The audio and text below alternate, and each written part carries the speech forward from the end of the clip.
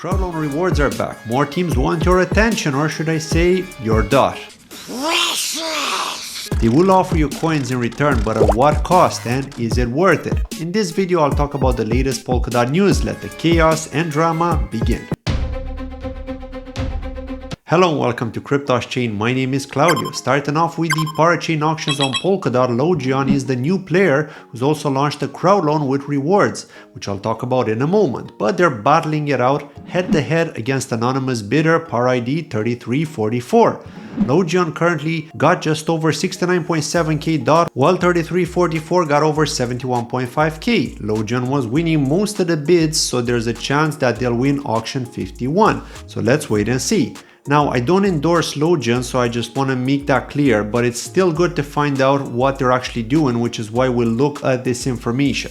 Now, Logion is working to protect human rights with any token on any chain. Logion apparently offers a transparent, efficient, and risk-mitigated legal framework that safeguards token holder interests and ensures regulatory compliance. They also claimed to be working in bridging that gap between real-world assets and the digital world. Problem is with the coin though. I was hoping to see some more utility and not just the standard types that are used for transaction fees, staking, and governance, and unfortunately LGNT, which is the ticker symbol for Logion's coin, is doing just that. Now, in terms of reward, they're pricing LGNT at 5 cents per coin based on the rewards offered to DOT contributors without any of the bonuses. When it comes to the bonuses, there are different types, starting from 5% if they will be between 150k and 200k dot in contributions to their crowd loan, to as high as 80% if you contribute at least 5,000 dot from a single wallet address.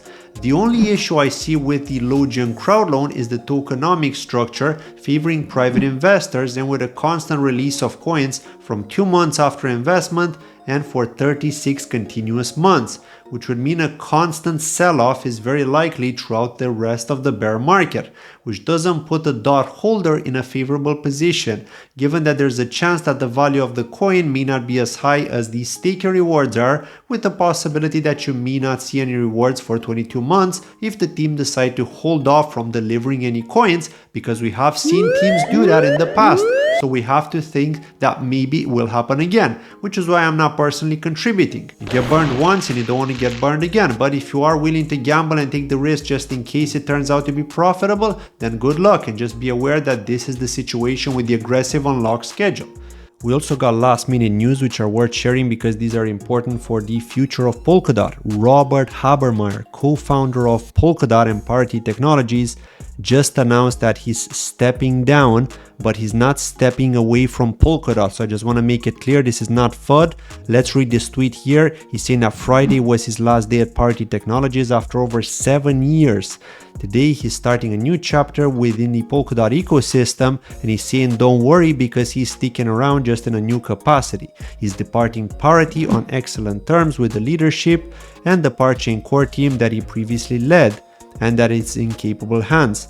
He's proud of the work that they've done together, building the network from an idea to reality, but there's still a lot to go. Specifically, he's saying that he's founding and building a new team currently in stealth, and he is remaining a member of the Polkadot Fellowship. Now, this team will be focused on Polkadot and bringing the technology that they've built to new horizons. For the last several months, he's been vocal publicly about the need in Polkadot to decentralize development as they move into what has been termed as the 2.0 era, where independent agents in the ecosystem both collaborate and compete to advance the network. The best way to bring this vision into reality is to be an active participant in shaping it.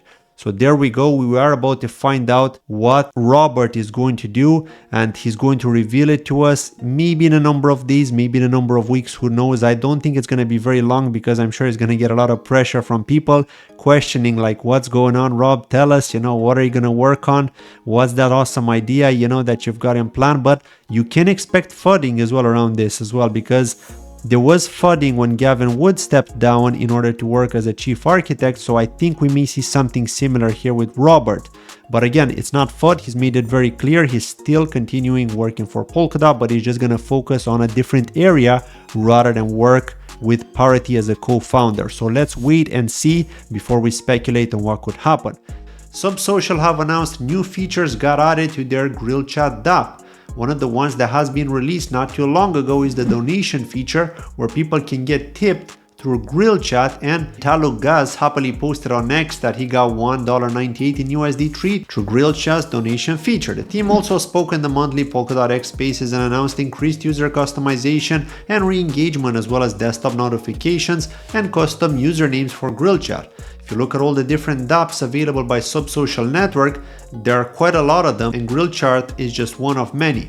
Let's not forget that Polkaverse is the best one to use if you like writing articles or guides, because it's better optimized for the Google search engine than Medium is. And here you can get a general idea of how Grill Chat looks like with the different group types, and also that you can choose to be anonymous if you want to, or create a username when you're chatting there. You can also change your username if you had previously created one. Now, it is a cool dApp, but unfortunately it's not being heavily used right now, and the ones using it are those who have been in the Polkadot ecosystem for quite some time. It's like a simpler, privacy-based version of Telegram. Polkadex have announced that they've opened up the HRMP channels with Asset Hub, Equilibrium, Astar, Bifrost, Fala, Unique, Composable, Crust, and Darwinia, and the Kala and Pendulum are pending. Now, they likely haven't added Moonbeam to the list because it's an EVM platform and their coin needs MetaMask, while Polkadex are focused on using Polkadot.js, at least for now. Stellaswap, one of the leading, if not the leading DEX on Moonbeam network, announced that auto vaults are live on Pulsar V3 farms. Farming there can bring you higher APR, but always be cautious of the risks with these pools, as with greater gains comes greater risk. Beamswap, the second largest DEX on Moonbeam network, are also trying their best to bring users, and they're offering around 255% APR for farming on the Glimmer USDC pair, around 115% on the XC.dot USDC pair. Beamswap V3 also introduces new farms that emit 30% of the Glint rewards to ST Glint, and the rewards are also paid in Glint, ST Glint, and Glimmer. 30% of the BMX and Beamswap fees go to rewards for ST Glint stakers. And we haven't looked at BMX yet on this channel, but here it is. Pretty straightforward to use, with a graph allowing you to long or short in leverage, and to also set market limit or trigger orders. Always be very careful with leverage, because this can liquidate you. Now, all the information can be found before you do the trade, as it shows you the liquidation price and the collateral required. That's it for today's short video. Thank you as always for watching, and I'll see you in the next one.